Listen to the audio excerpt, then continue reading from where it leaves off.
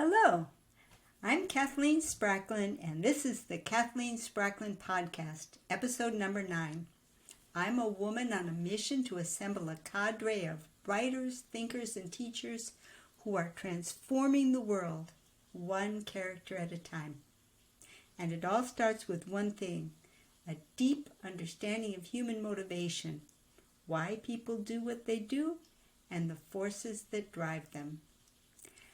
I'm working with an interesting book, quite a hefty tome, Character Strengths and Virtues, a handbook and classification by Christopher Peterson and Martin Seligman.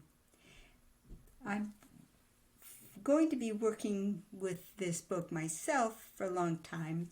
I don't know if all of my episodes will be about it, but it certainly has been a source of some interesting thoughts.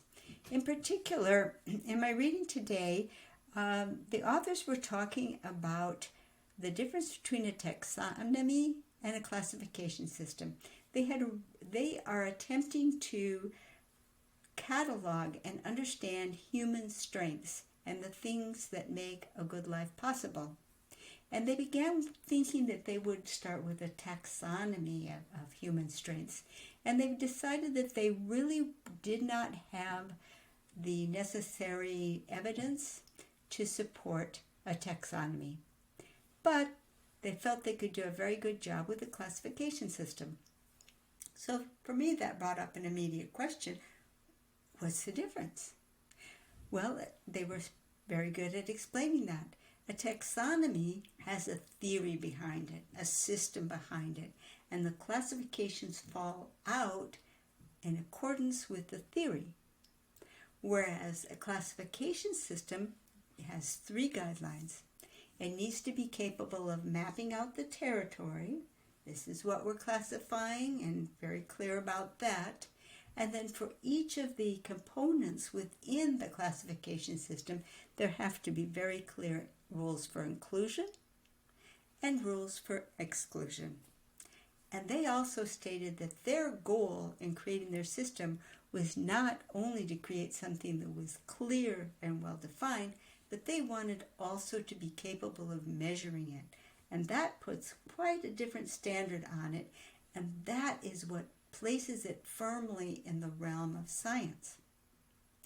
Now, I think that character traits are absolutely spectacularly interesting because they do drive human behavior, and because they are a very, very unique intersection of 3 incredibly diverse domains that are sometimes considered to be at odds with one another. So when you get something that is an intersection between domains that are often thought to be conflicting, that is something that you really want to pay attention to. And the 3 domains that align in an understanding of the character strengths and virtues are the dimensions of philosophy, going all the way back to Aristotle and Socrates, the dimensions of faith, bringing in the work of Augustine and Aquinas and many others in the faith tradition, and the scientific realm of psychology. And all 3 of those, to the degree to which they've addressed these same theories, the same concept of character strengths and virtues, there is a concordance.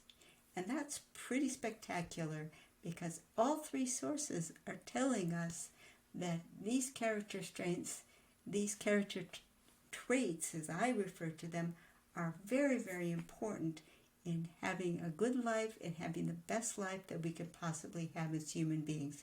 And when you have science, faith, and philosophy all telling you that these same elements are what's important for a happy life, or if you want to write a story, an unhappy life, because frankly the problems are what make a story, then this is clearly arrows in every direction pointing to this area of research being incredibly, incredibly important.